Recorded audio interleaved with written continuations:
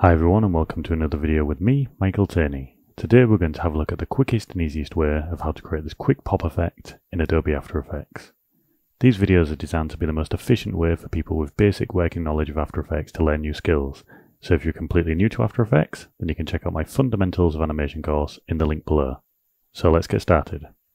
First we'll go to New Composition and call this Pop, 1080 by 1080, 25 frames a second for 5 seconds. Click OK. We'll go to our Effects and Presets panel and type in Pop. Burst Pop there and just drag this on. And already we have a pop. If we press U on the keyboard, we can see the keyframes to extend this or make it faster. We can change the color here. We can change the amount. So this would be really good for HUD elements. The burst length. The inner radius. So if you want this closer to the center or further out.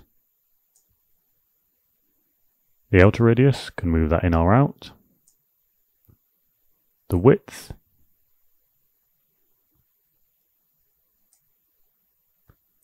Distribution. Can randomize the distribution, and also at the end of the pop you can notice it goes down a little bit, so this is where the gravity comes in.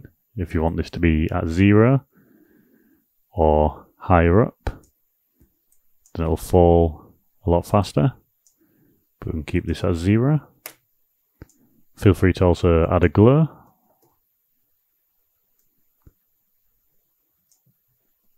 and change the radius.